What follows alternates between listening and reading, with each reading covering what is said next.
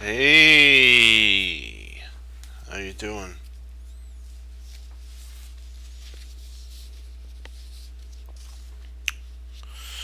Let's see, what do we got here?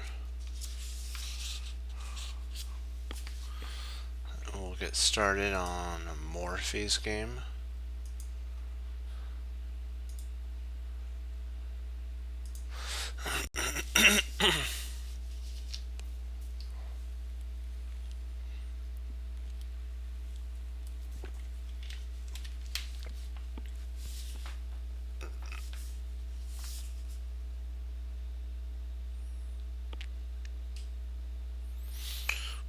And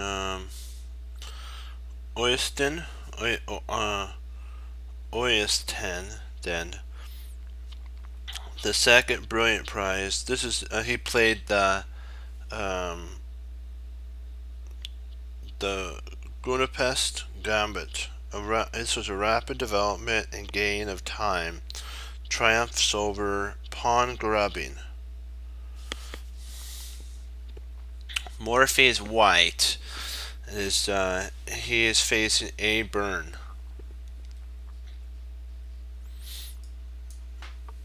E4, E5, Knight C3, Knight C6, Bishop B4, Bishop C5,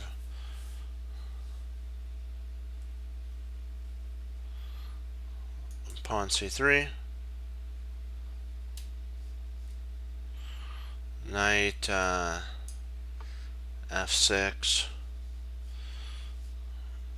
Then he played this move. But what they're saying is potentially a modern type of play would be Queen to E7,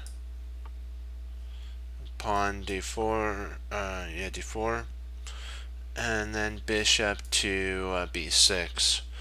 This was minimizing white's attacking. This minimizes white's attacking chances because if that gets taken, then takes, and then takes, and queen takes at that point, and he's minimized this pawn attack. But he didn't. He went down the main line, of course, which is pawn takes, and then bishop to b4 check. This move here would not actually be beneficial. It would lose a pawn here. It loses a pawn.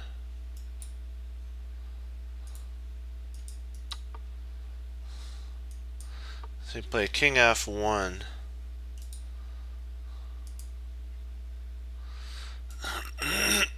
It gets an interesting symbol. Hold on one second. Yeah.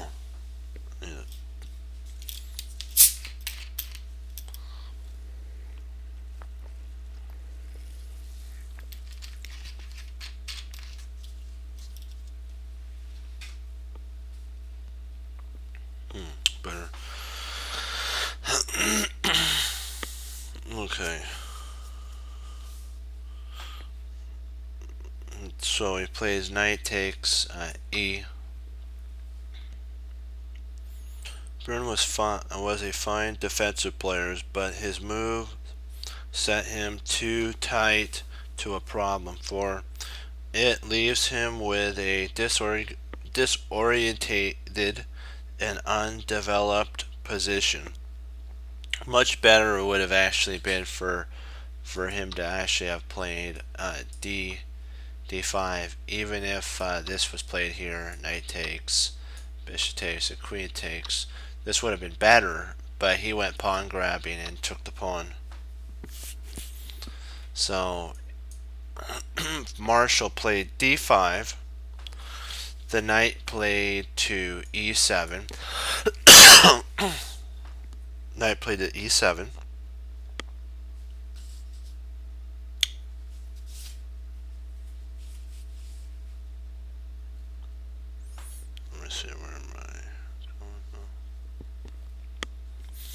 queen to d4, knight to king f6, bishop to g5, and then knight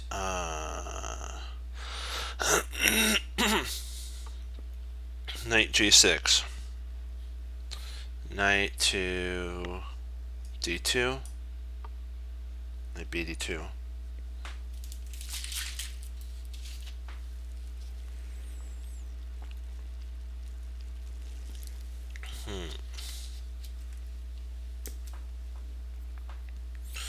Okay.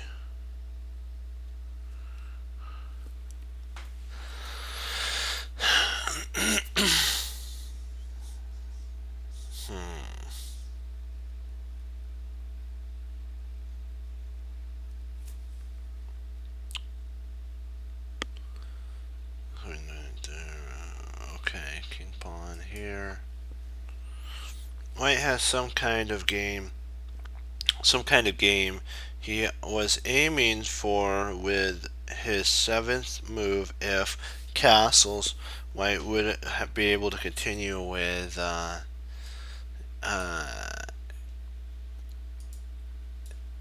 would have been if rather than this move. If Black had castled, White has h4, h5, and trying to rip open the king side would be a good idea.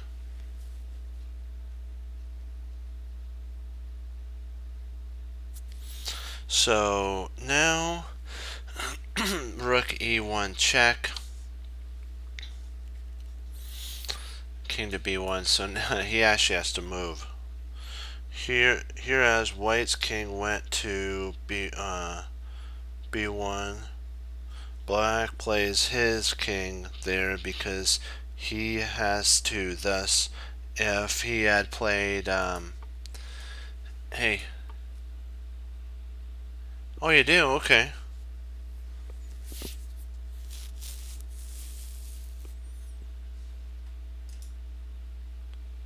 Let's see. Okay, dokie. Copy. 1 second. Sorry about that. Allergies.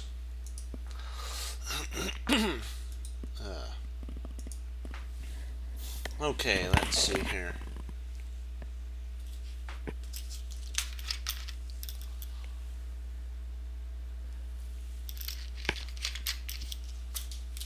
Alrighty.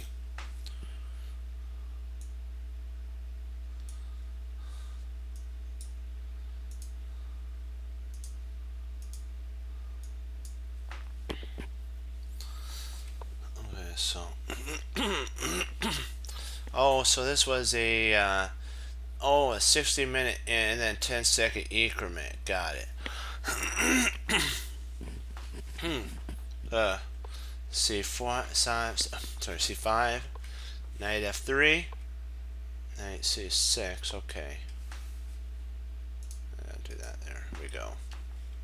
So castles. So you did a Sicilian. Oh, the Sicilian Open. Okay.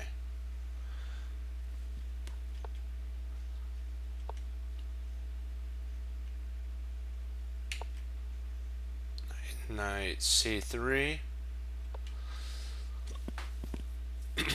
Excuse me, hiccup. Bishop G5. H6. Bishop takes H6. So queen takes H6. Let's see if there's any tactics, because you have enough pieces out right now that potentially a tactic we can set up for one. Just looking to see if there's a tactic anywhere. No, I don't see anything. So we can continue a little bit further in. That's still good. Excuse me. So bishop takes. Okay, so now you've ruined his pawn structure, which is always a good thing. Let me get a drink.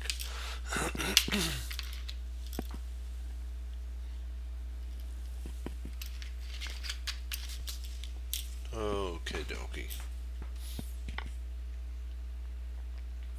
So it takes. Okay, and then you one is light squared bishop. So let me see. Do we have anything though? Oh, it went for a bishop versus knight endgame. Yeah, that would excuse me, that would actually be good for you in this scenario since there's all these targets. And the majority of the pawns are on light squares, so good choice in that scenario. So potentially maybe queen c6, queen there.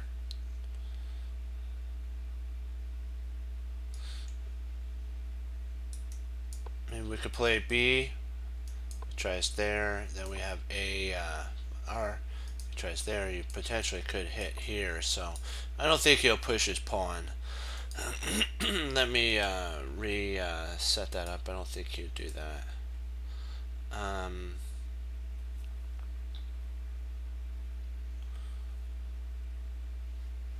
So maybe back here.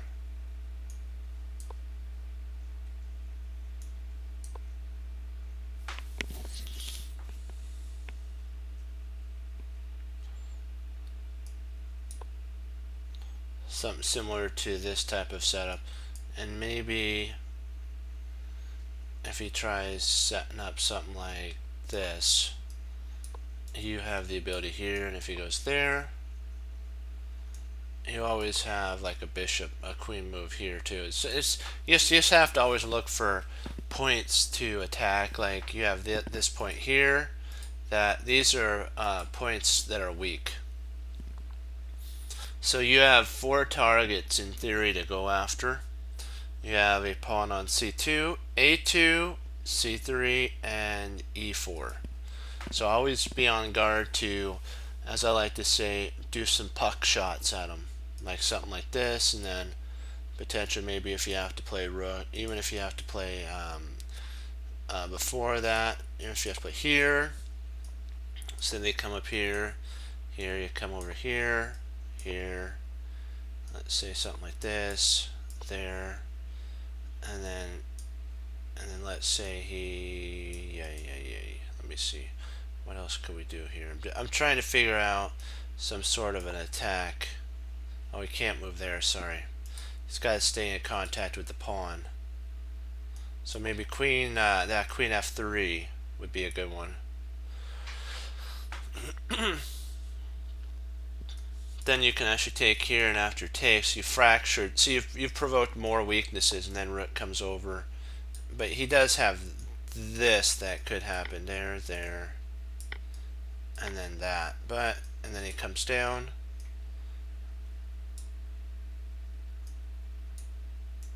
Here, he takes. And I do still like your position, because I like your pawn structure. So there's a lot of opportunities that can come from this position. When you've provoked so many weaknesses, you can make plans based on those pawns. Yep. See, you provoked and now that's a target, so he's going to have to push. So that becomes a target.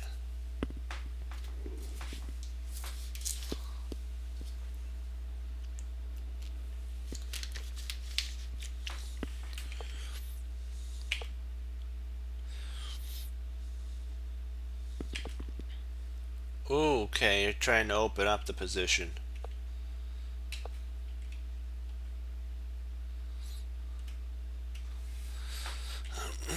Let's see about this tactic though.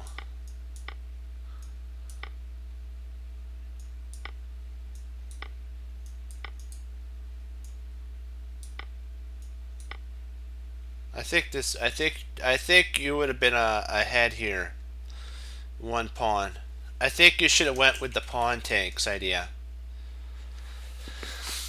And if queen takes, then you can actually play.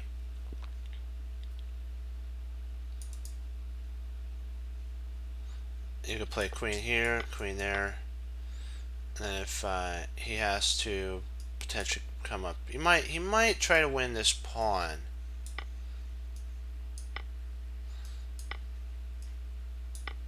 I don't know. I kind of like. I still like your position. After takes, did you consider the takes at all? D takes e4. Did you consider d takes e4?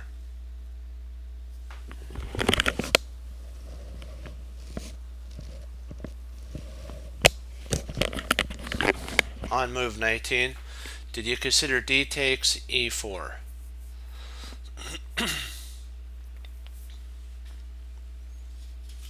And going into that forcing line.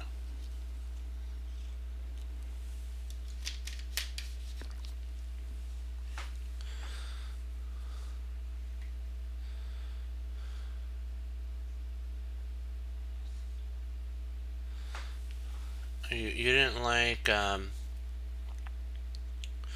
queen take. Oh, you didn't like queen takes e4. I see what you mean. You could have had potentially bishop there. If queen takes, rook takes, knight takes, takes. I still like your position. Because even if he takes here, I still like your position. He does have an outside passer.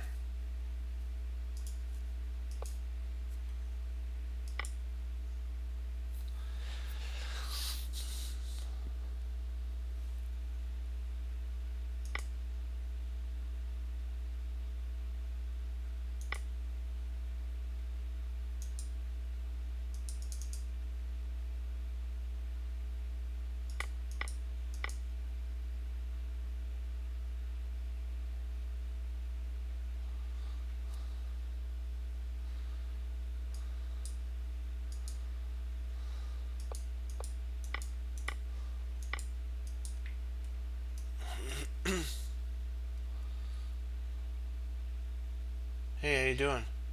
I gotta ask though. Was there a fork that was played and that's how you won? Did you play bishop d5?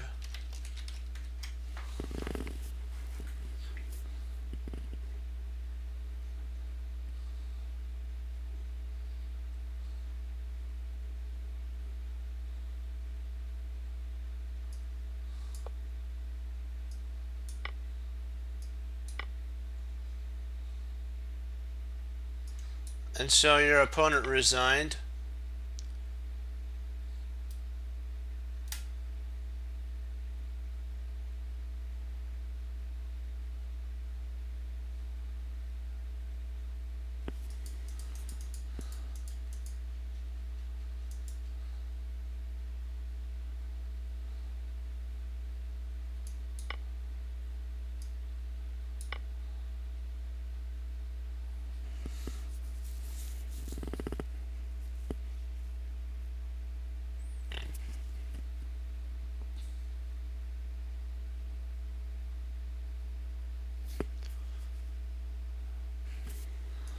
Okay.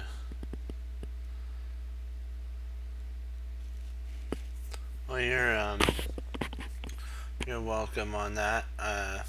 Trying to keep up on all the videos that are being posted. That was a good game. Good game, Chess 360.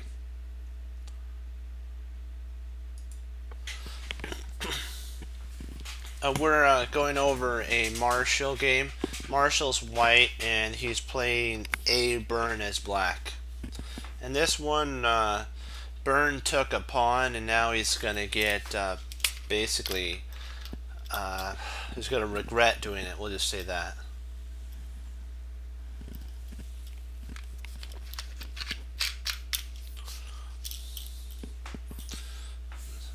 He says that this is a good example of when pawn grubbing doesn't pay. That's what Marshall said.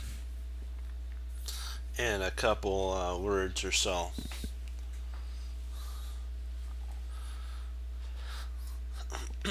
Okay. Bishop d3, exclam.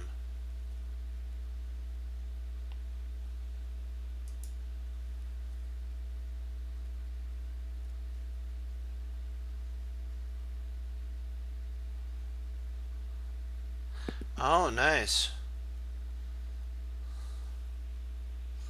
Those are always fun. And then those are like, isn't it like a G90 30-second increment and 30-minute sudden death when you get to move 40?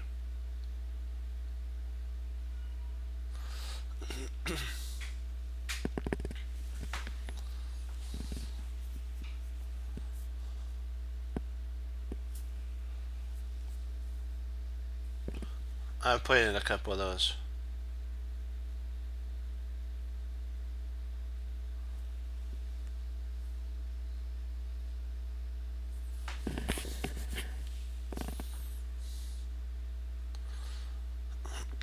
And then when you get to move 40, you get 40 more. You get 30 more minutes.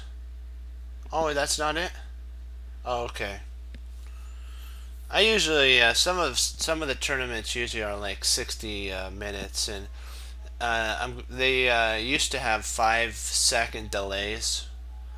So now they are doing they're I think opting into more incremental play, which that's good and bad. The good part about it is your opponent could, in theory, time out then. What that means, they don't have a 5-second delay to move. So they could. What that means is they have 1 second. If they had 1 second, 5 seconds delay, they could potentially checkmate you, even though they have just 1 second. I've seen many games that have kind of went into blitz mode because of that. Let's see here. So bishop. Wait a second. What am I? Hold on. Oh, got it. Here we go. Okay.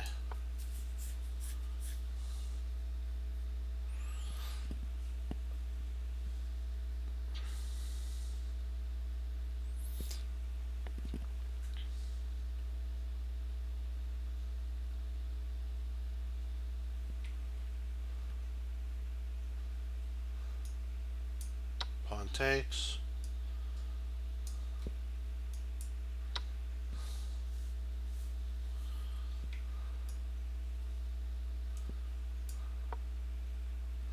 And if he actually plays, oh, he does play that, and this is a fork.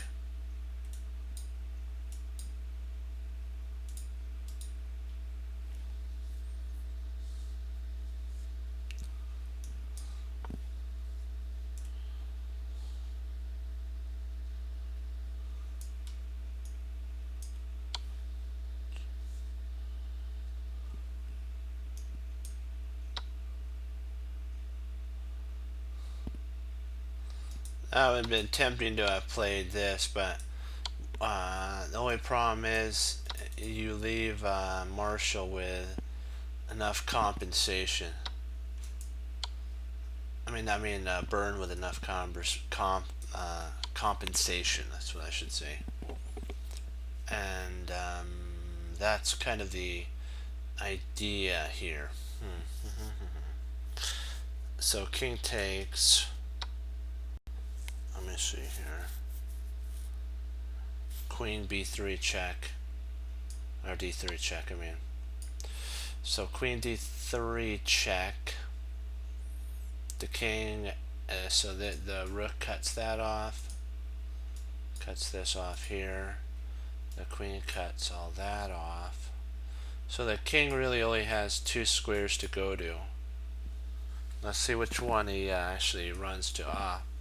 This, I believe, the reason he went h6 is so that if Marshall ever decided to check on h3, he could potentially intercept with knight to h5. Which I think still that loses, so even if he checked here, they intercepted, I believe it's g4, and that picks up a piece. And if he gets greedy and takes, there's yours mate in 1. So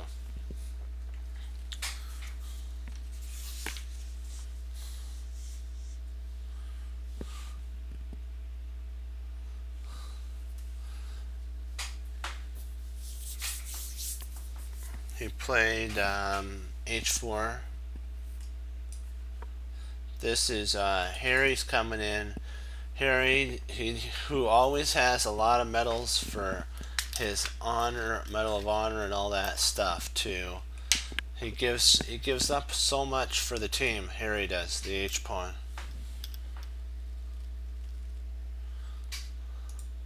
And the one soldier sees Harry and goes with all of his medals, I think I'm just gonna pass on by.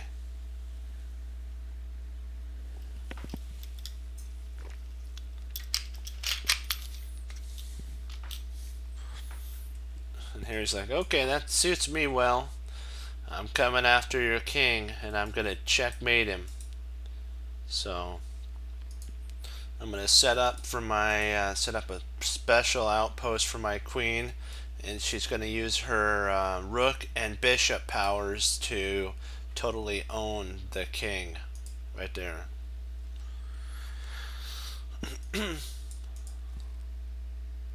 Knight takes pawn. Queen to f5, and it's basically mate 3. There's not much that they can do. Like takes there, and queen takes, the pawn is mate. He could try queen here.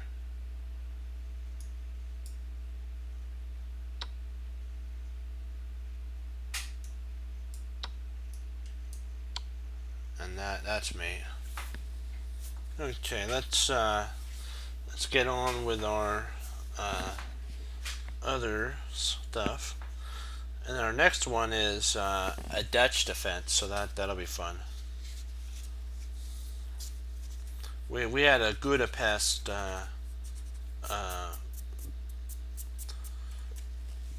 opening on this one.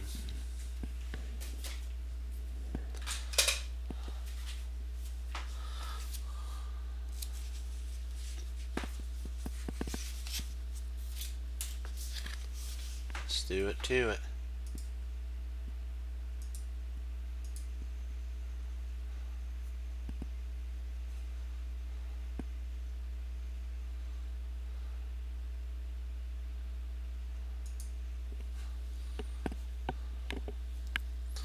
So have you been practicing on your puzzle rush for your tournament?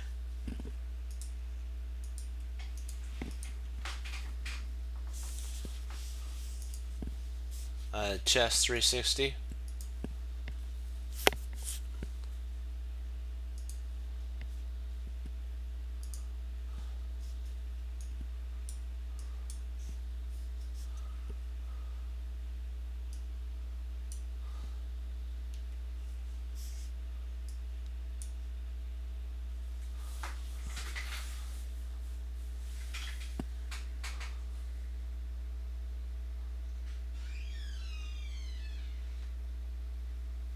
Ah, good. That's always good to do that, because you always want to stay up. Yeah.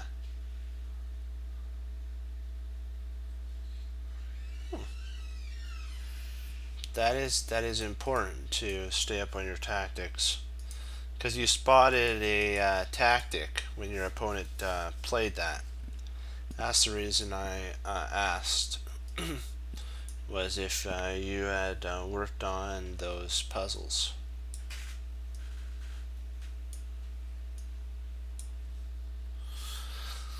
Let me see here. Let's see what do we got here. We're good so far. Good so far. Good so far. Good.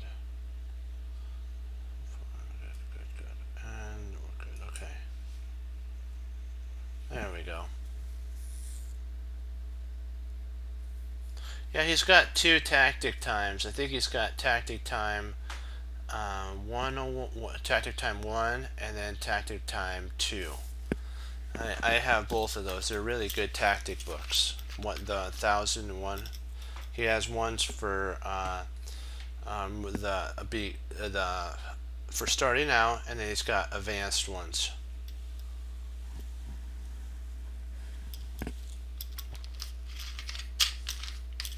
There's volume 2. Yeah, I have volume 2. It's pretty cool. I haven't worked on it.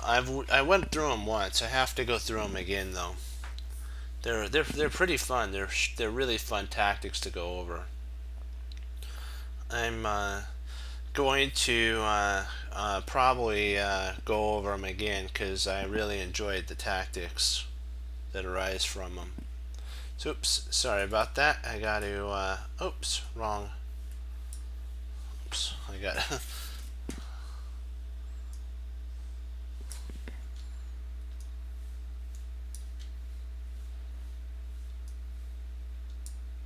Cut.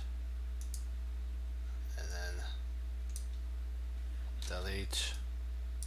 Delete. Okay.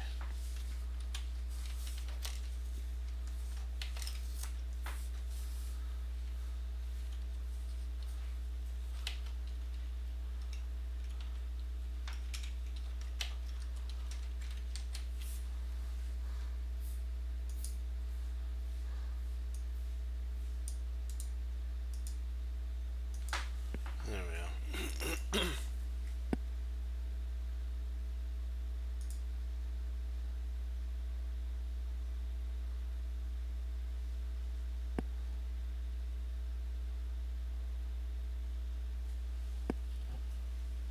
Yeah, my.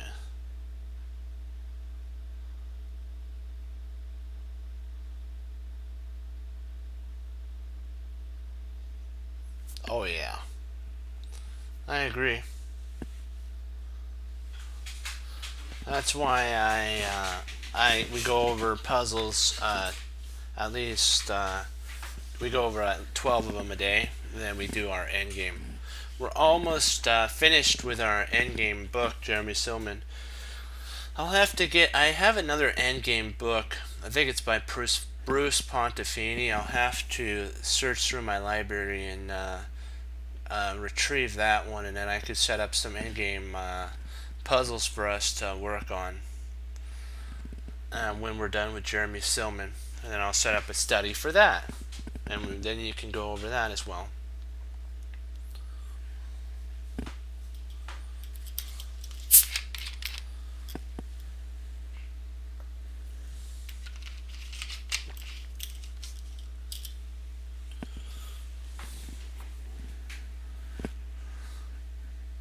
Let's see here.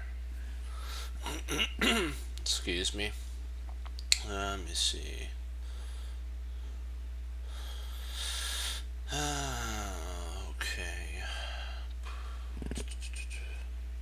Yeah, queen takes f6. Is interesting.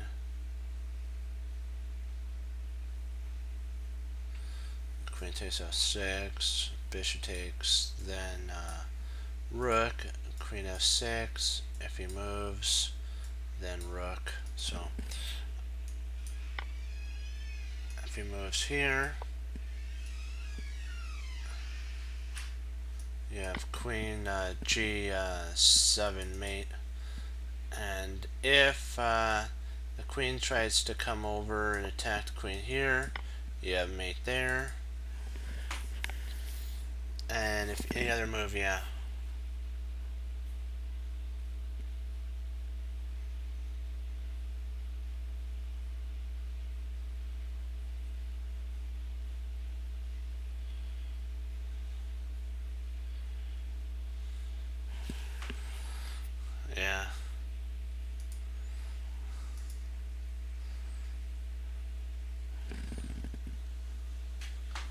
whatever you do, you got to like what the Aikido principle is. You have to stay calm and find your center. I know there was a song, the Mulan song of when you find your center, you'll be sure to win. You have to. That's kind of the true saying in that setup. And then if bishop takes here, then you have mate. So there's the third mate. So when you're doing OTB, you have to center yourself, and the only way you can do that is through the Lord, because that's what I usually do. Is that's how you got to center. Sometimes also my grandmaster teacher told me that if you got enough time on your clock, get up, walk around, and get some water, or if you brought something, just take it with you and sip on it a little bit, and then find center. That's what he told me, because he was into Krav Maga, and he said that that really helped him with his finding center.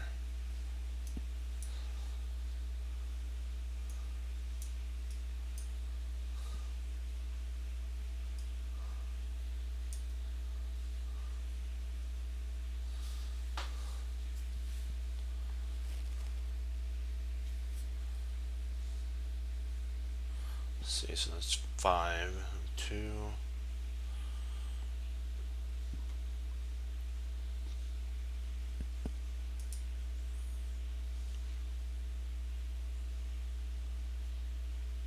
And as long as chess is fun, then you shouldn't be nervous, because we have the great blessing of being able to play a wonderful game called chess. Uh, so I that's how I think of it. As long as you do your best and you stay focused, then you're a winner. Always. Okay, white. This is a white. I'll send it. Boom. Mate 2, white to move.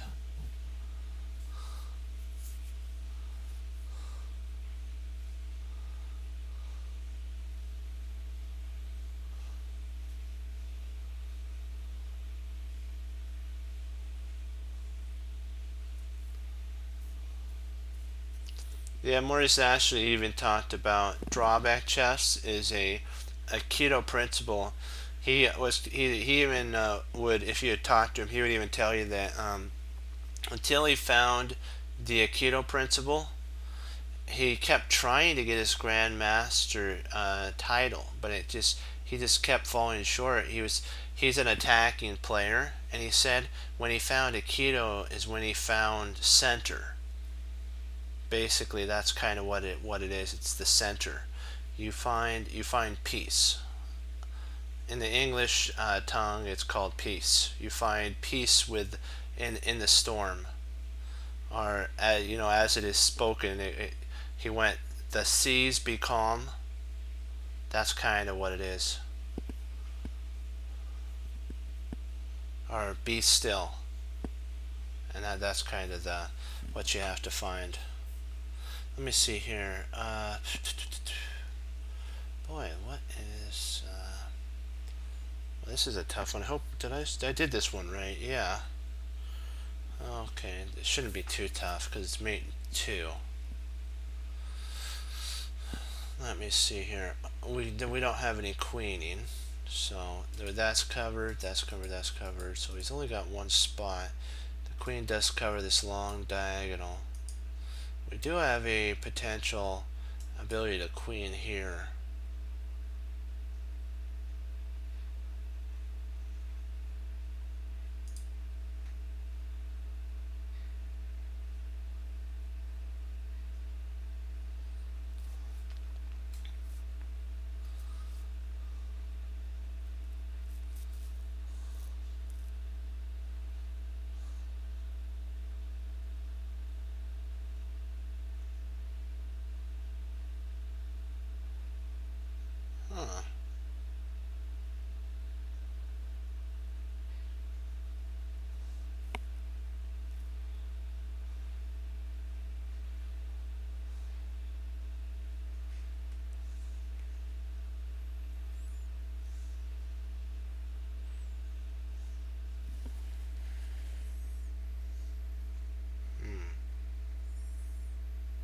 see this.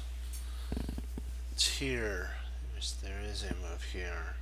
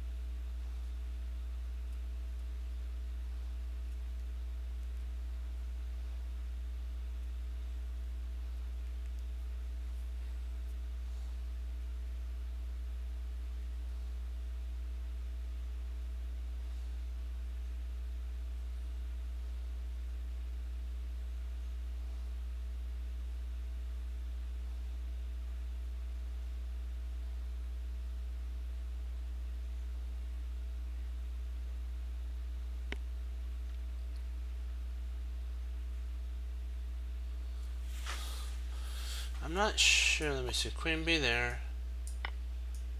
I don't think. Oh wow. Oh, the pawns are going that way. Whoa. Had the pawns going this way. Here, okay. Yeah.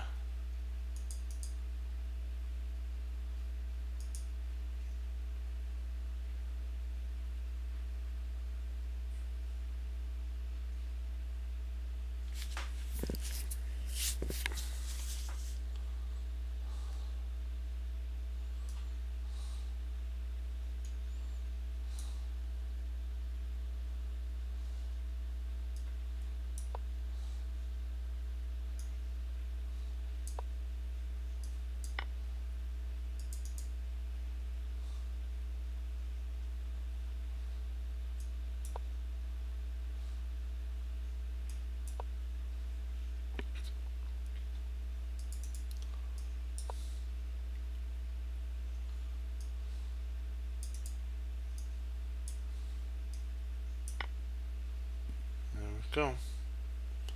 So there was 4 different mates in that puzzle. It took us a second, but we solved it.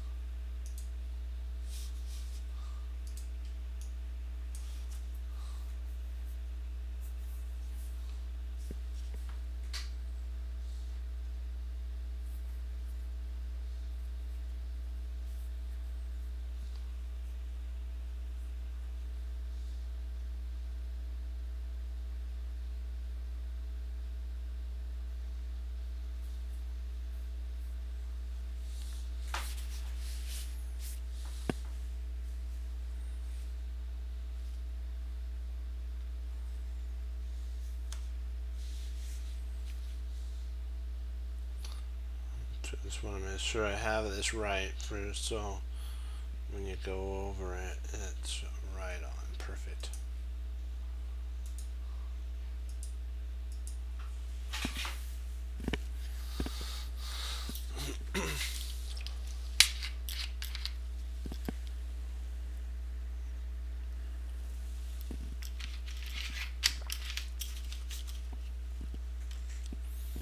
And I think there's only one mate here. I think that's it. I don't see any other mates. I think that was just that was only one mate there. Okay. That was a pretty quick one that we went over, so maybe they'll throw us a little bit harder of ones.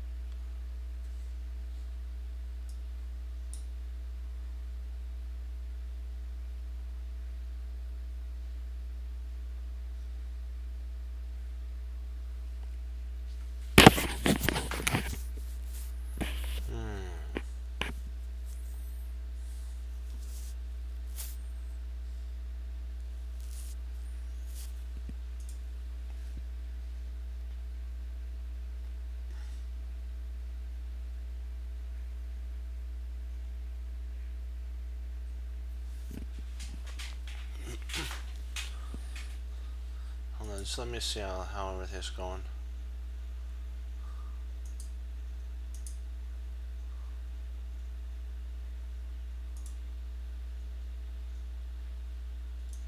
Okay, that's good. It's not lagging too bad anymore.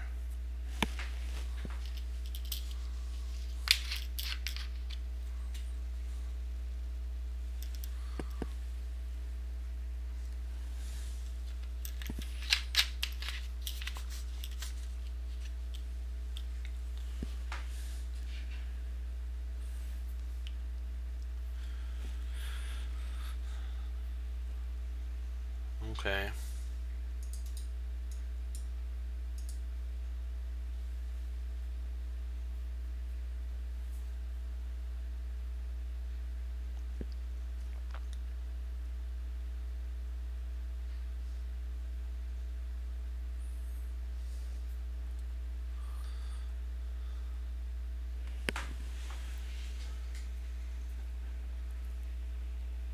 Hey, how you doing?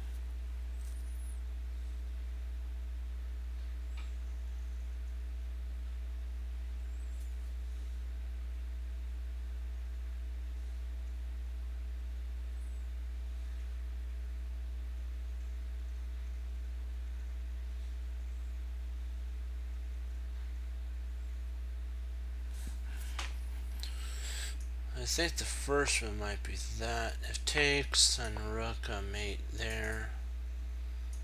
F here. I'm thinking queen. Nope, that he can just take there if he does that.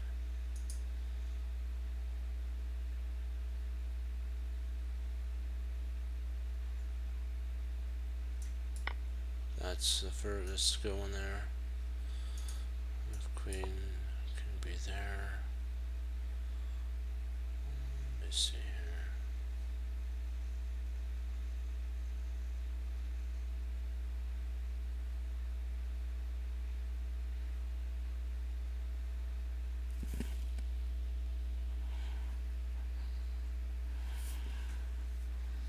This right there is mate. Perfect. Had to make sure that we got him there. That's the first. That's one mate. If here, he goes there. There's mate. If he goes here, that's mate.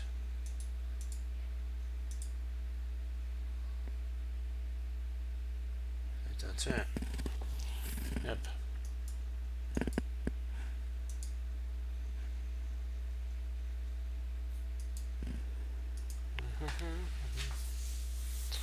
That was pretty some fun mates there. They are rewarding us with some difficult ones. You gotta reward them. I'm glad they are, because I enjoy the difficult puzzles. They taxed your knowledge to the extreme. Oops, I want a white queen. There we go. And then one bishop, and we should be right as rain. Let me see, 4, 2, 1, 2, and that's 3. Perfect. That should be good.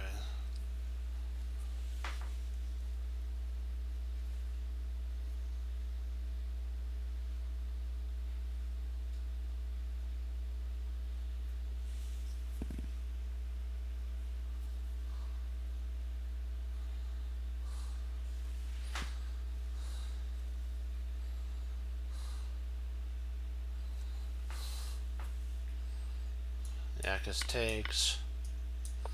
Isn't that interesting though? That's a typical pattern.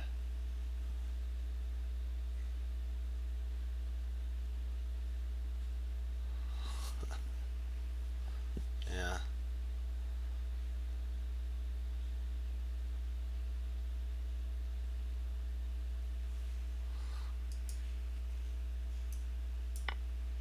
This is actually a typical type of pattern when the knight controls these squares, the king controls there, and then you have a checkmate.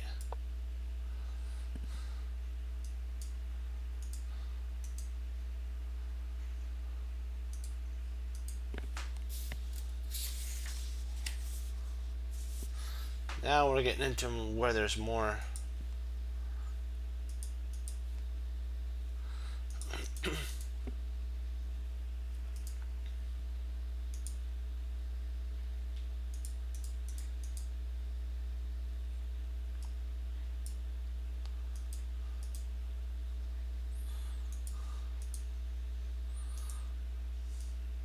Yeah, sometimes the Lord is about teaching us patience, and so that's I've my Wi-Fi has been being a pain as well, pain in the drain. So you just gotta be patient, and it will come through.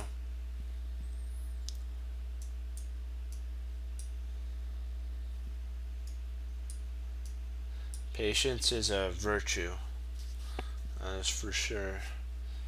So 3, 6, 3, 3, 2, 2, 3. Okay, perfect.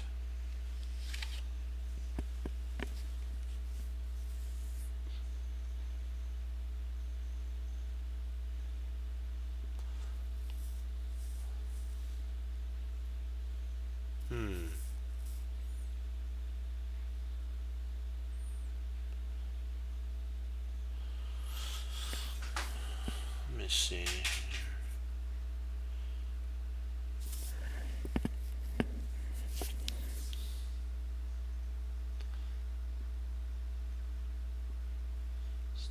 Double check.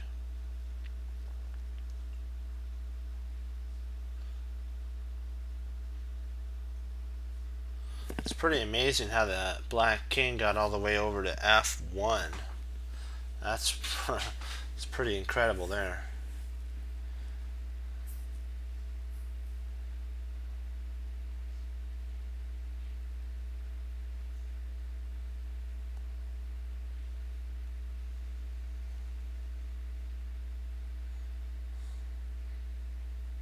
Okay, got it.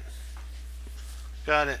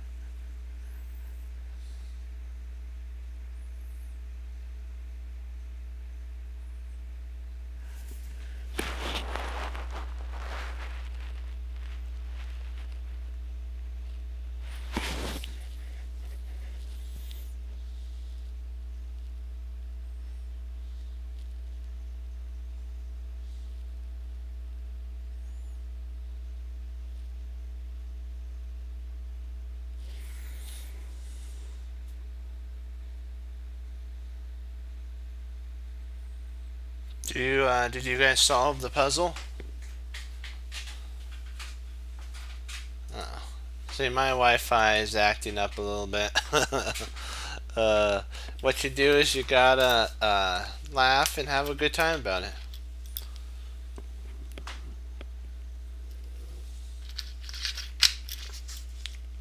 Do you want a hint?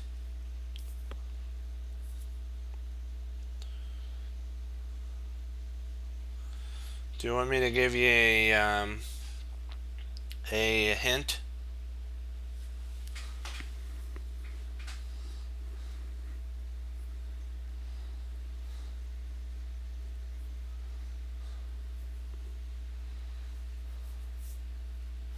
It's not a king move, it's not a knight move, it's not a bishop move, and it's not a queen move. So it's not this, it's not this, it's not this, and it's not this, and it's not this. These have no moves. So it comes down to two pieces. What are they?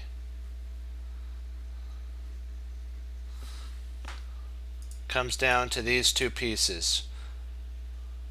Queen f4. The only problem with, Queen f2. The only problem is he has knight takes. And then if you try checking on g1, he can escape. You need your queen. You need this queen here. You need this queen. And I'll say this, it's a rook move. So think rook move. You only have two rooks. So there's only one, now that limits the moves down to a rook move.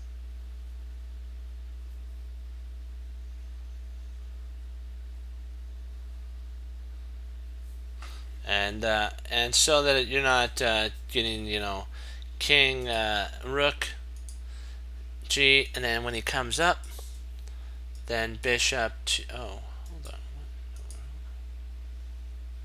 That's not, okay, hold on. Maybe did I do that wrong? I thought that was the move. Let me see here. Hold on.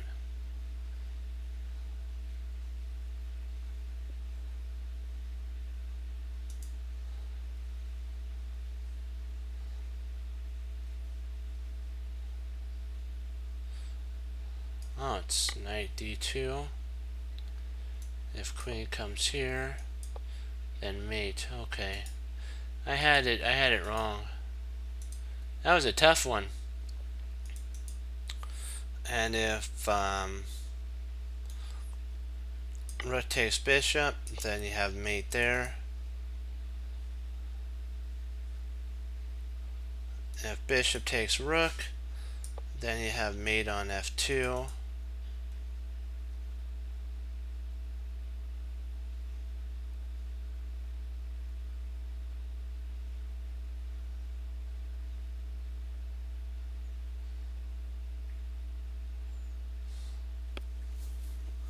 Trying to think, is there anything else?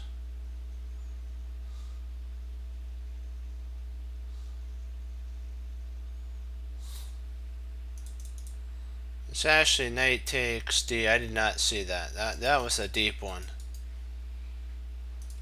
I was trying to make this work here, but then I forgot that he has this king f3. But this move actually works. Knight takes d1 is actually the finishing blow, because it doesn't matter. You can play queen to e2, and then you have g1 mate. Rook takes e3. Then you have queen to f2 mate. Bishop takes g2, and you have queen f2 mate. So you're good either way.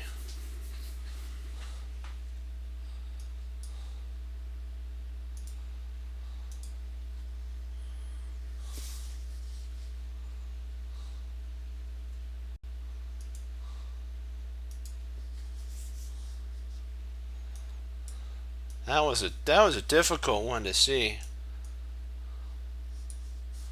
but it's glad we got to go over it though.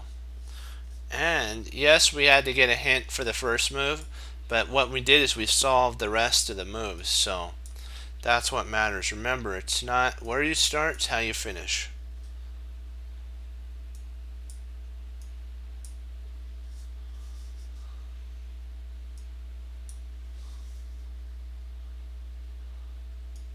And to be ready in season and out of season at all times. Okay, here, let me see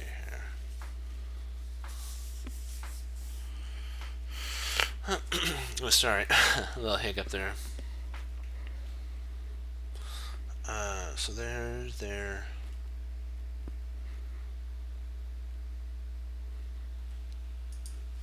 Okay, I'll be right back. And you can take a stab, not a stab, but you can work on this while I'll be right back.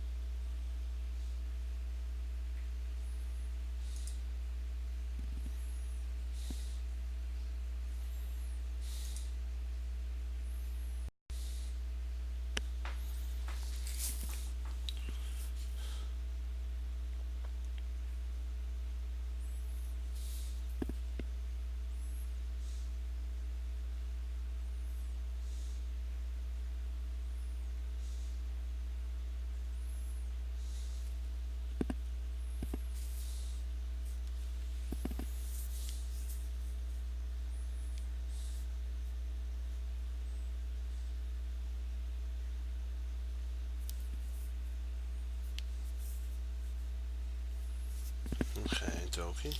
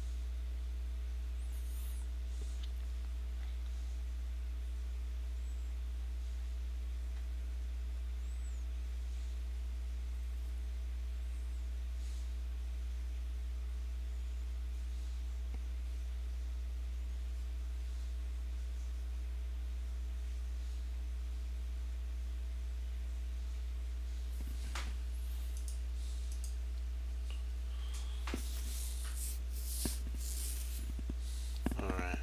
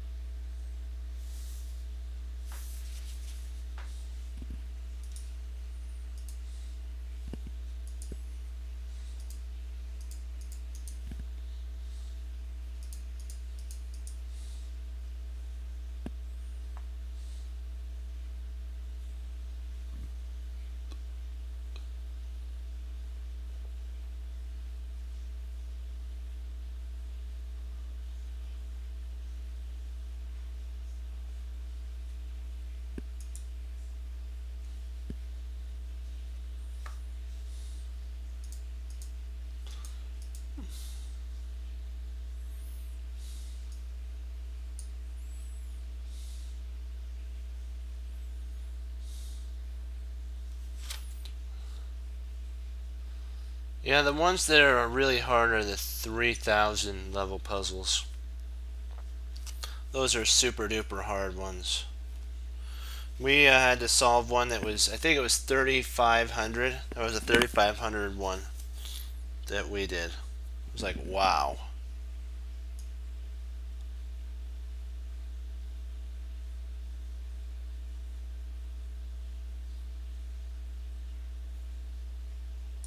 I think Blitz is not improved. Oh yeah. Yeah, well, my teacher said unless when you reach a certain level, like the Super Grand Masters, and you have the puzzles down in your, not puzzles, patterns. I don't know where I got puzzles from. 'Cause I think we were talking about puzzles. But when you have the patterns down in your mind, all of them, then it is a way of doing it.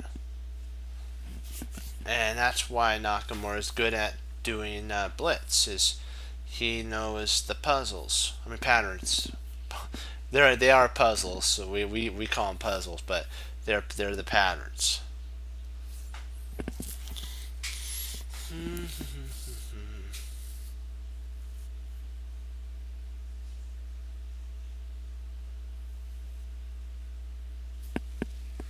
That's why Puzzle Rush is really a good thing for us, for you to lay down myelin in your mind. It makes you have to solve puzzles, as many puzzles as you can in 5 minutes.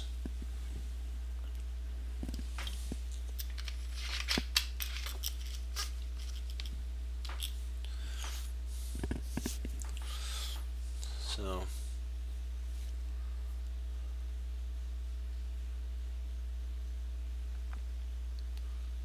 what? And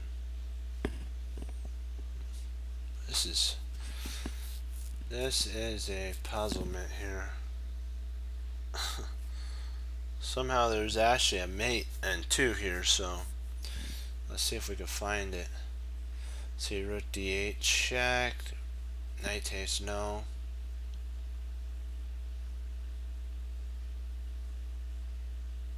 see. Rook takes b6.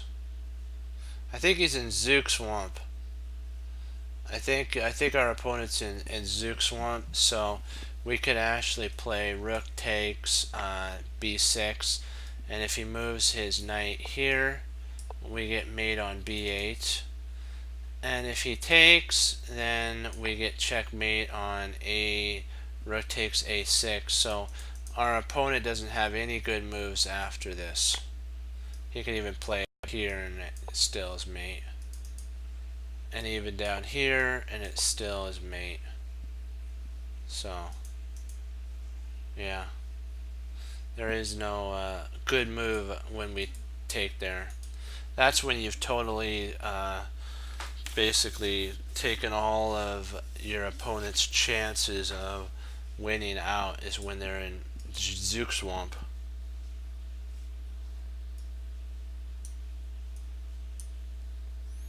Any move they move is losing. And if you can get your opponent to that state, then you sure have a win there. Bobby Fischer, I think, did that to Boris Spassky in Game 6, so it's really interesting. Okay, let's see here. This one should be a walk in the park here. Walk in the park, as we like to say.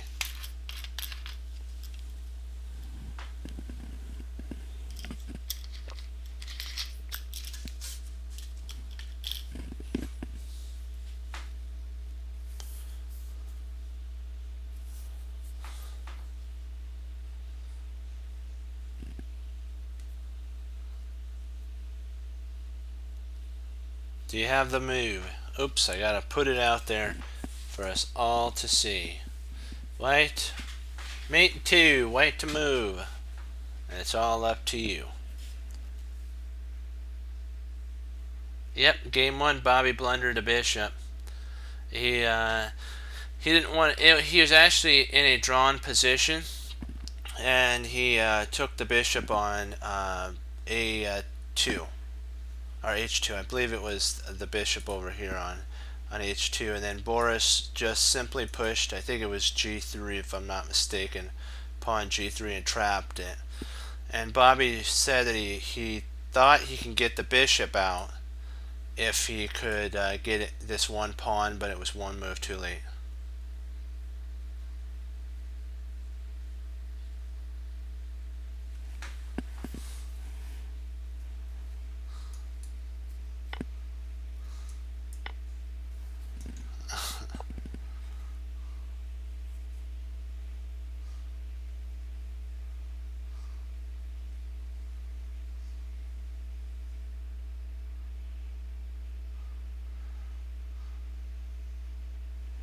Yep, there you go.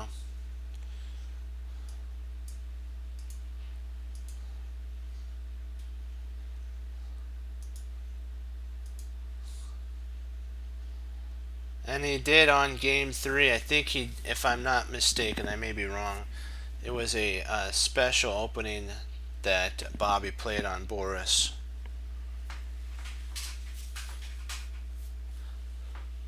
And that's what started basically Bobby's, as I like to say, avalanche of a win.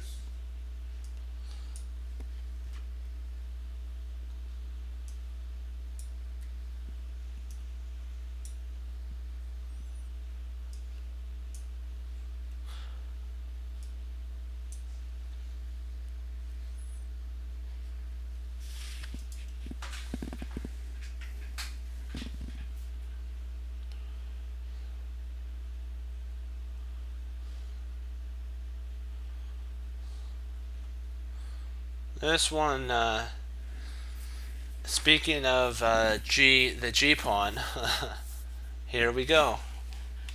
Here's the G pawn for us.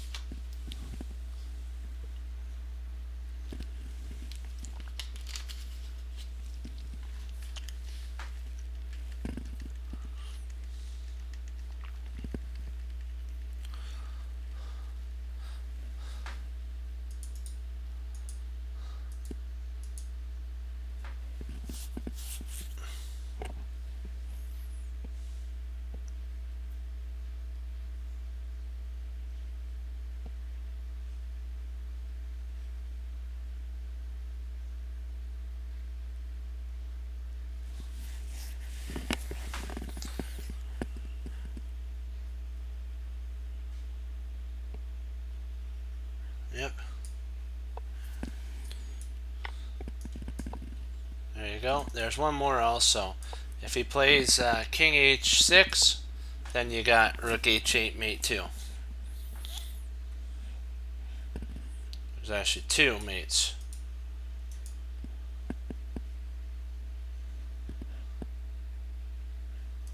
Yep. One more, and we start our end game. Hoorah! Gotta love that.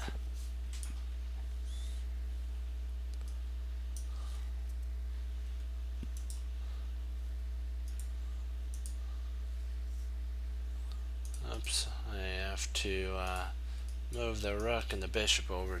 Oh, let me see. No, I gotta move them over one more position and move these over. There we go. What? Not a bishop, but ooh, no, no, no, no.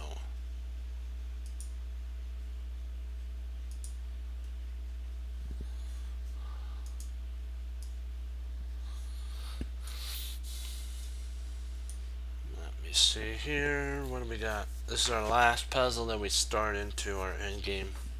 So white.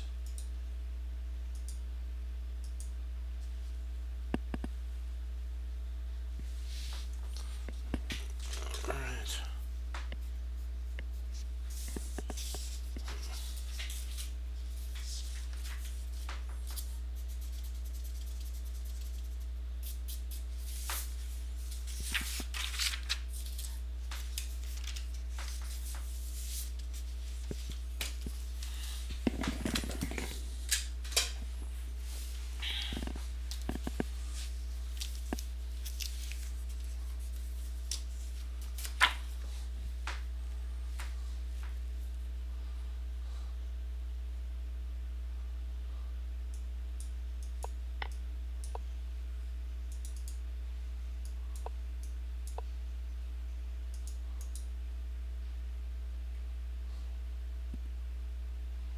So we got both of them. Alrighty. Let's do it to it. Alright, so we're entering into another game. The players' names are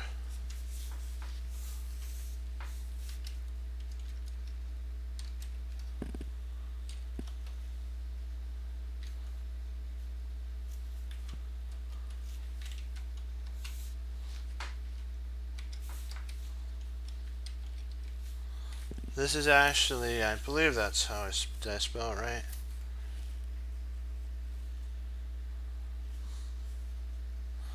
I got that one right. That. Yep. Yep.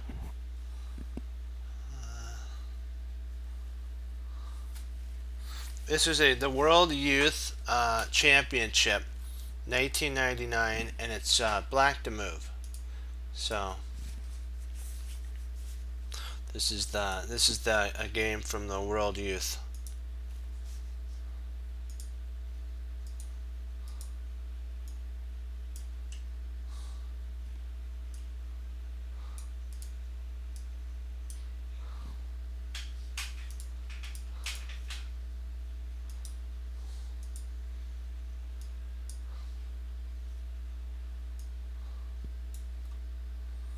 And this section is based on entombing minor pieces. So you're gonna get to see how oops, I got to turn the board.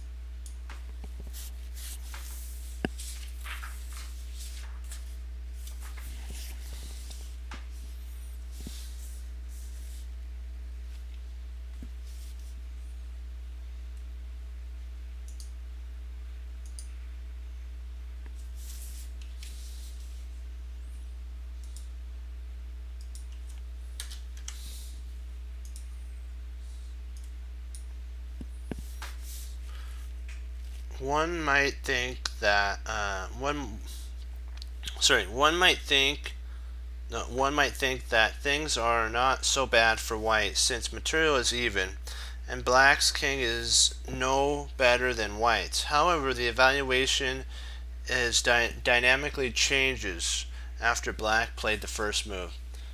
So, what do you? So you're saying a bishop a3?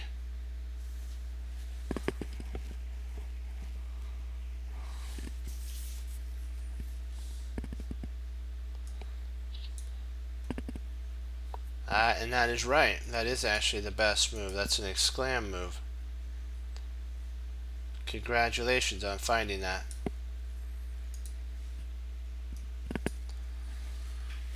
Suddenly, white's bishop is stuck on an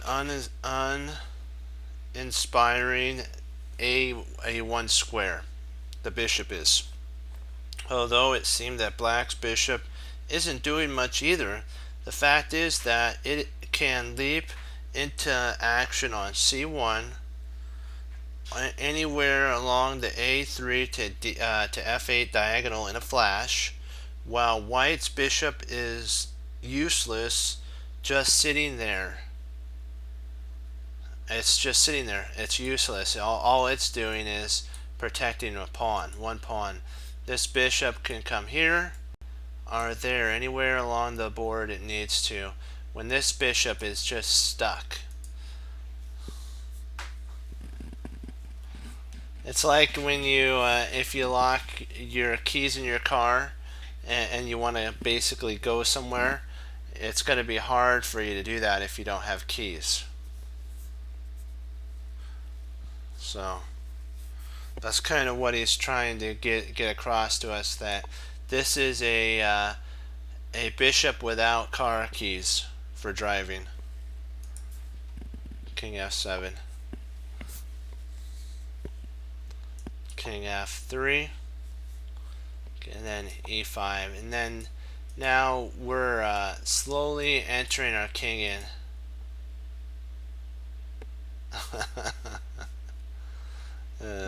That's funny.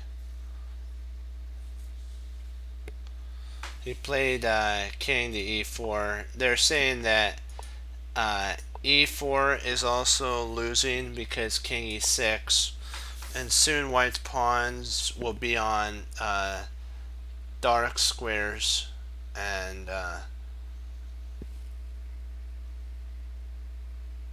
as white's pawns move to dark squares, the black king dashes over to the queen side. So basically, potentially he can run over here and then do a dance over there. So king e6, g5, king d6,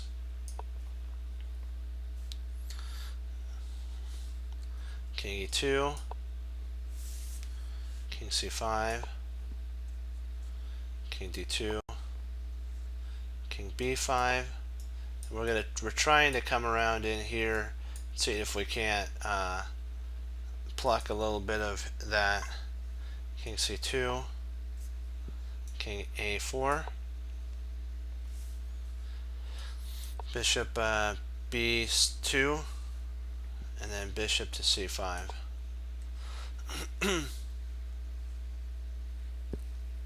When bishop f2 followed by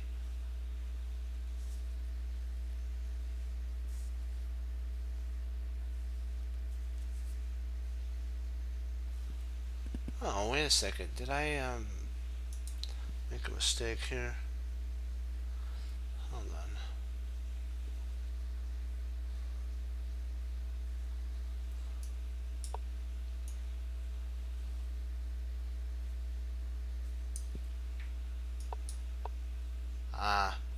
Okay. Promote this to the no, promote this.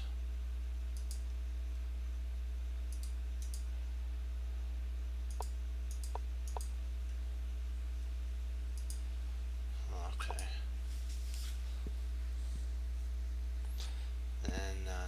h4. Okay, I had the wrong one. King f6. There we go. h4. Now this makes more sense. So this one's wrong.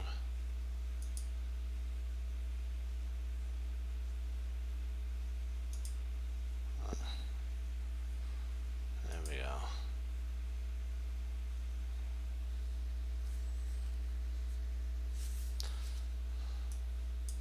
g5.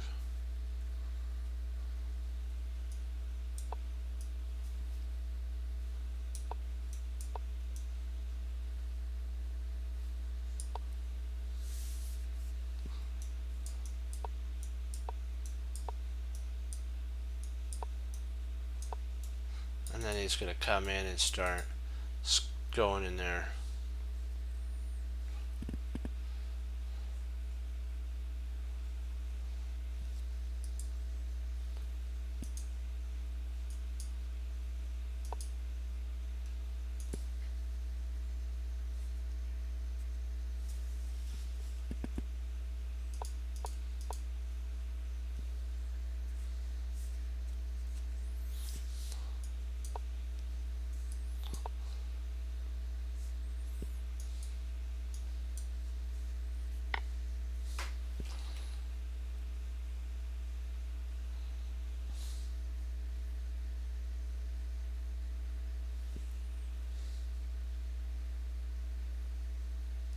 If white tries playing h4 check, black reveals the fact that the white pawn is on a dark square now and rushes over to the queen side as in the previous variation, as in our actual game that we are talking about.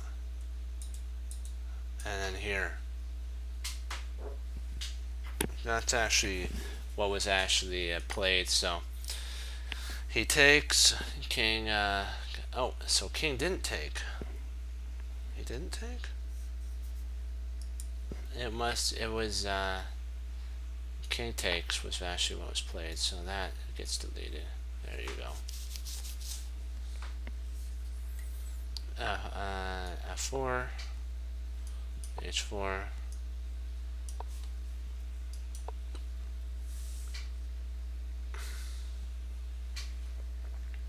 King H2. King G2.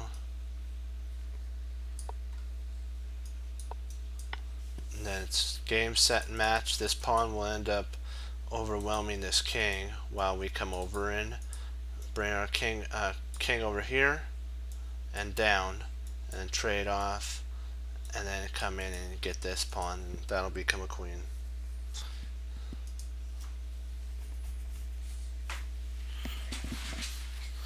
So king e6, g4, h5. Oops, not h6. That was my fault. Mouse slipped there. She takes. Ooh, he planted a pawn on dark squares. Yay! We acquired our goal. Hooray! We did it. Now we can run our king over here, and at the right moment play our bishop back to attack the h6 pawn. Yes. You love it when we love it when a plan comes together, don't we?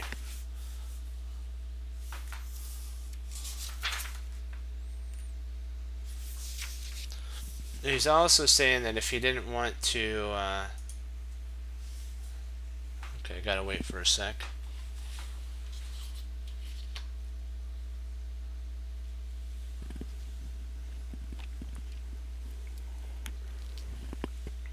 Yeah, it is completely losing, but you have to always remember your opponent, if they're tigers, are going to make you prove it. They're going to say, prove it that I'm lost. And so as long as you stay calm and you play the end games like we've been playing our end games, and you have fun, of course, always, you shouldn't lose. If you keep your, as I like to say, and my teacher told me, if you keep your mind in the game, you can't lose. And he also says if you play good moves and not bad moves, the worst that can happen is a draw. And the best that can happen is a win for you. Come on, why is it's not doing it the way I want. It's doing it again.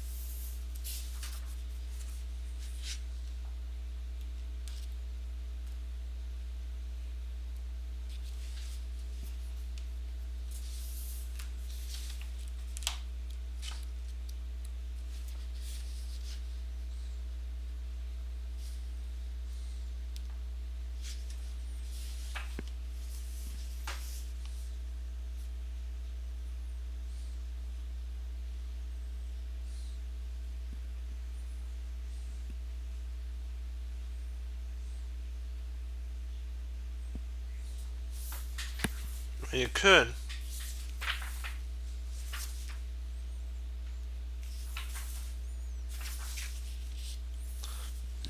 This is if he plays king to f3,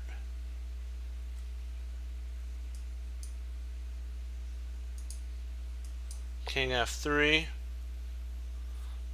king f5 is just as hopeless, and if king e4 check, king g5, king g3, h4 check, king f3,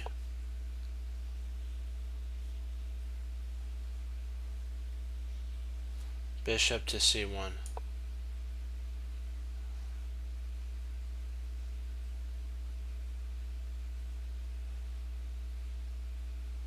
And he still can't go here, and he can't go here, can't go there, and so he actually has to make a move, and whatever move he plays is bad. So if he plays back here, then we move our king in, and if he plays over here, then we take,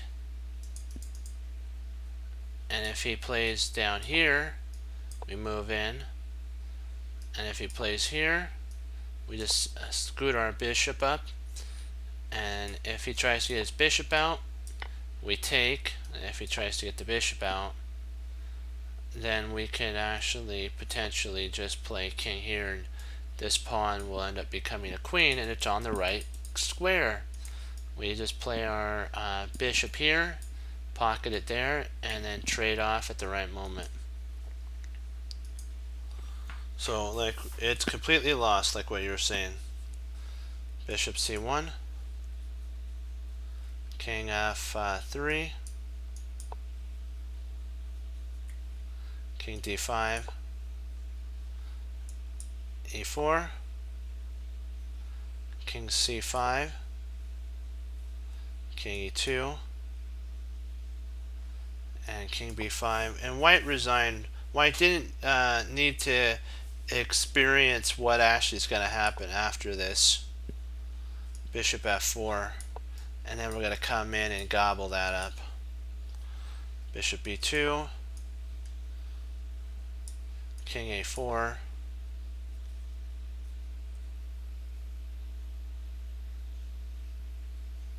king c2, bishop e3,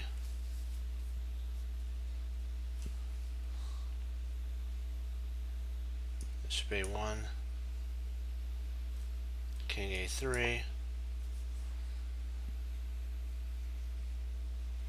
b2, king a2, bishop c1, bishop takes c1,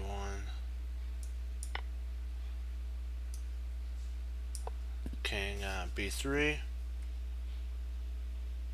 king d2, king b2, opposition, and enough's enough. And after he gives way, like here, we take here, he comes there, we come here, and he can't afford, he's going to lose another pawn. It's just going to be a mess. So, and then one more, I'll do one more here.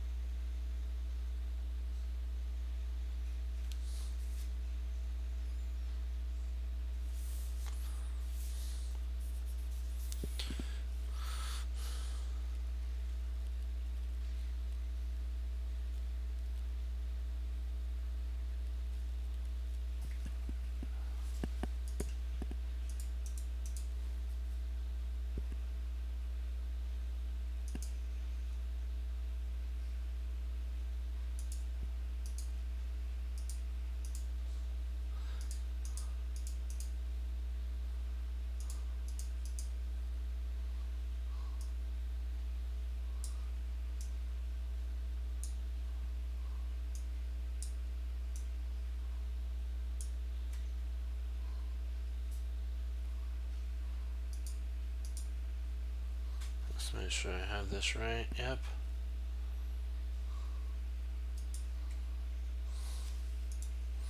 One more, then we do the 5 greatest endgame players. Our next chapter will be the 5 greatest endgame players.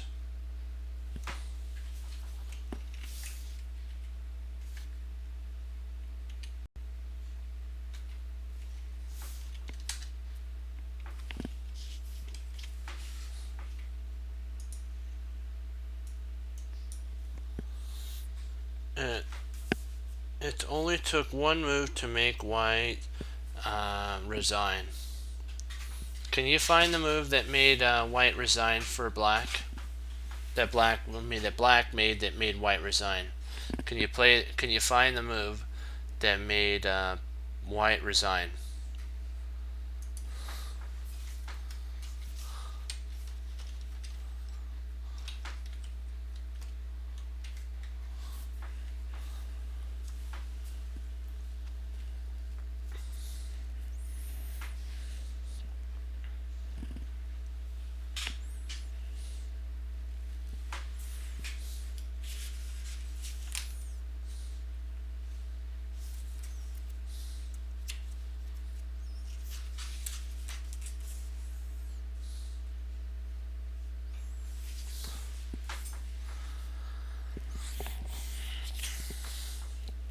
Black to move and make white resign. Black to move makes white resign. What move did black make that made white resign?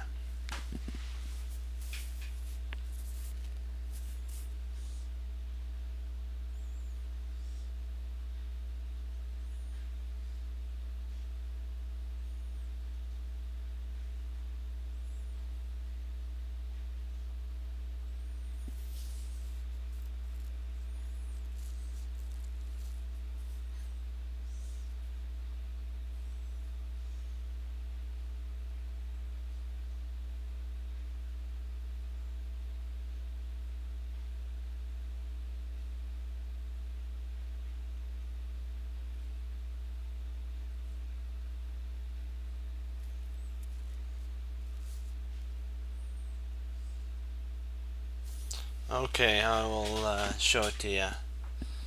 Bishop to e5, exclam, and it's time for white to, as I like to say, cash in their chips. turn off the lights, the party's over, type of thing. White resigns since his bishop would end up having to move, and he'd end up in Zugzwangp. And Jeremy Silman continued it out. Well, this attacks the pawn.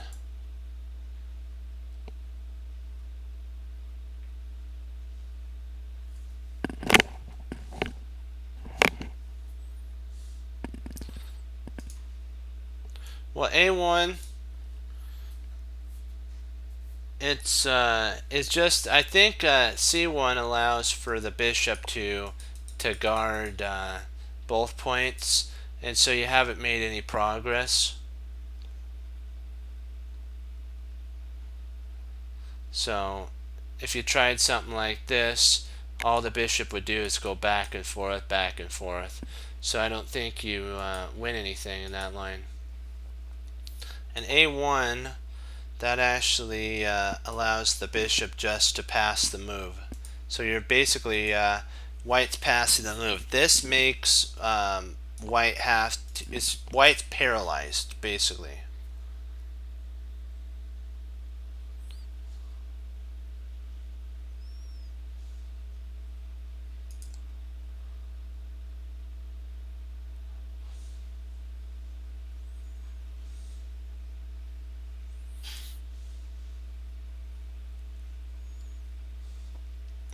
Yeah, I think if C won this right here, he drops a pawn. Yeah, he would drop a pawn, then black's winning. So E5 is kind of like the best move.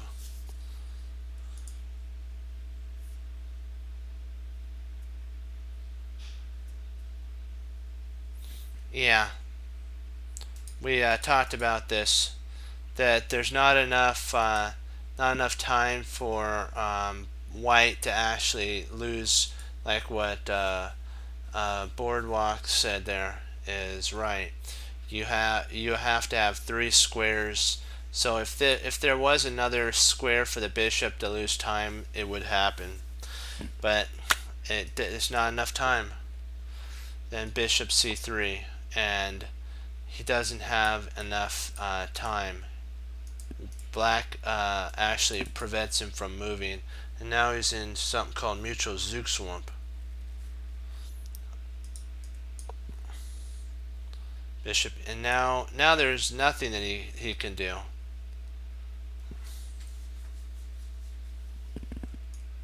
And then A5, and he's in actual Zugzwangp right now.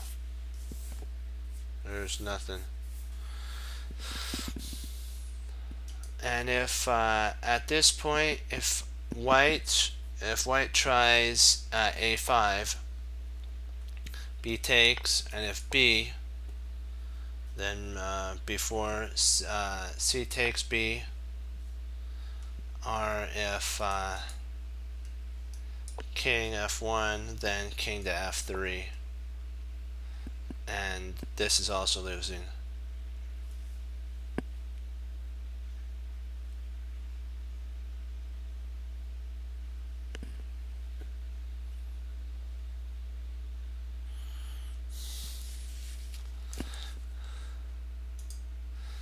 He said if you're black in this scenario, you'd be happy as a clam, but if you were white in this scenario, you'd be really, really sad, because this game's lost now. Because if the bishop moves, the pawn falls. If the king moves, the pawn falls with bishop takes, king takes, and the other pawn's going to fall.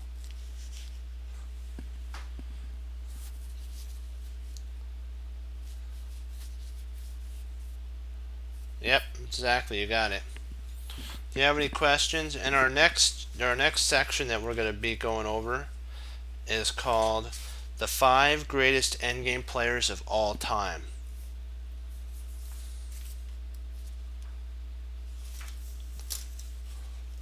But we'll do that. We'll pick that one up tomorrow. Do you have any questions before I log off on this?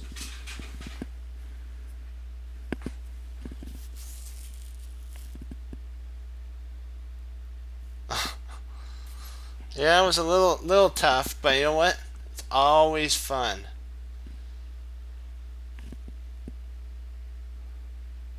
Anything from for you play okay? All right. Okay. Well, I wanted to thank you for all logging on, participating. Great spot on the boardwalk, and also great job, play okay, for figuring out what the puzzle was about and understanding it. Thank you, Chess 360, for showing us your wonderfully played game, and for all of you participating with the puzzles. Those were a little bit challenging, but they were fun as well. You know what? You gotta love a good puzzle, and especially end games is huge. We're going to be going into the great 5 greatest endgame players tomorrow, and I can't wait for that. That's going to be a lot of fun. But what we have to remember is when you sit down at the board, your train of thought is really, really important. What that means is you need to, like what E. Nightingale said, was make sure your thoughts are positive and on the Lord always. And one thing you have to do, in like my teacher told me, in the Aikido principle and in the Krav Maga also principle, is you got to find center with your play. Don't let your emotions kick in, because what'll happen is you'll touch a piece rather than playing the proper move that you want to play, and it could actually cost you a draw or rather than a win. So just be patient. If you have time, get up, walk around, and I've done that a couple times. And at some of the really good tournaments that I've gone to, they have water, and they have cups that you can get. You just get a little bit of a couple sips of water, walk around. Sometimes you can think for a second. When you feel that that cloud of your mind has lifted, then sit down and play the game again, and win, because I believe in you. And you know what? Like what Bruce Lee says, you have to take what you know and apply it and be willing to do something about it. And the human mind is wonderfully made by the Lord Jesus, and we have to always remember that he he's made our mind that there are plateaus, and we have to be patient to go beyond the plateau that we're at. And Bruce Lee even had to be patient about that when he was recovering from an injury that he acquired. He had to be patient while his body mended. So, and the principles that we use, it's a lot about that type, is patience. Like in the cat and mouse, Jeremy Silman, if you would talk to him, he would tell you that it's all about patience, not rushing. Not rushing. If you can do the same thing in a closed game, it takes a while for you to get to the position that you want, rather than an open game. It may take you 3 moves in an open game, but it may take you 15 moves to get the same setup you want in a closed game. Take those 15 moves. Just, you know what? Slowly improve your position.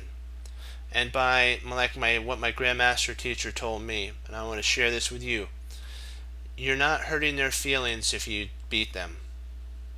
If you win, because you're only helping them to your opponent to actually go back and take the game, and hopefully they'll take it not as a loss but as a learning lesson, and find out where they went awry in the next person they play.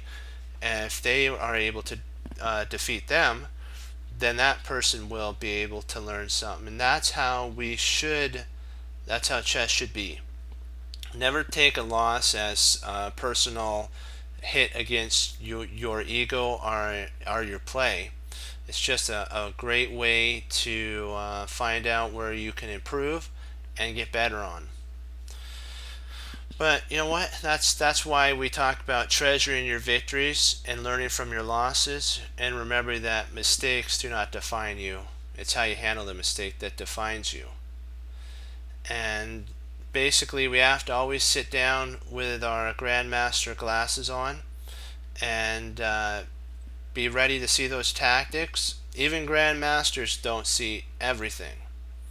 And if they tell you they do, then we got to be asking the question, what's going on there? And what method are you, and what and the bit and my favorite joke is, and what method are you using, because I want to try that one. Okay, that's a little joke there. But so what we have to remember also, what Grandmaster Yasser Seirawan said, is every long journey starts with one small step. So the first step is vital for a chess player, and that's why the first couple moves in the start of the game is huge too. It sets the tempo. So just be if you want to set the tempo, you have to be the one to kind of force it a little bit in the opening, and then you set the speed of the game. And sometimes, you know what, it's you have to go slower to find those big ideas. But you know what, have fun. The main thing is to have fun, and always remember that chess, there's another game of chess that you can always play. There's a new board.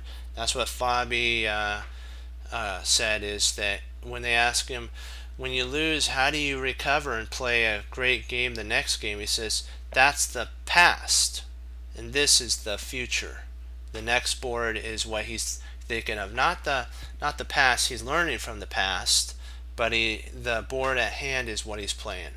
He doesn't bring in the past into his game that he's playing at that moment. And that's some really good advice that he told the audience. So, well, you know what? I'll end with this, as if you think you can, you will. If you think you can't, you won't. Either way, my friends, you are right. And we have to all be chess crunchers. And what do chess crunchers do? They hang up their coat, they hang up their hat, they sit down and study when most won't. A chess cruncher does, and that makes all the difference. And as Wesley So says, through the Lord Jesus, as I say, God bless, and I'll see you next time on Chess Cruncher TV. Have a blessed morning, afternoon, evening, and Lord willing, I'll be back on tomorrow, and we'll keep pushing forward on our Marshall, Frank J. Marshall, and our chess puzzles, and then we'll get to do the 5 greatest endgame players. Yeah, great job, go team Chess Cruncher. Hoorah, be blessed, and remember, what did Hannibal Smith say? He says he loved it when a plan comes together, but he also said you got to know what your opponent's going to do before they even do it, predict it, and have it part of your plan so that you can win. And congrats on the game Chess 360, and I hope you have more games to come that are fun. So great job, and go team Chess Cruncher. Hoorah, be blessed, and I'll see you tomorrow. Bye bye.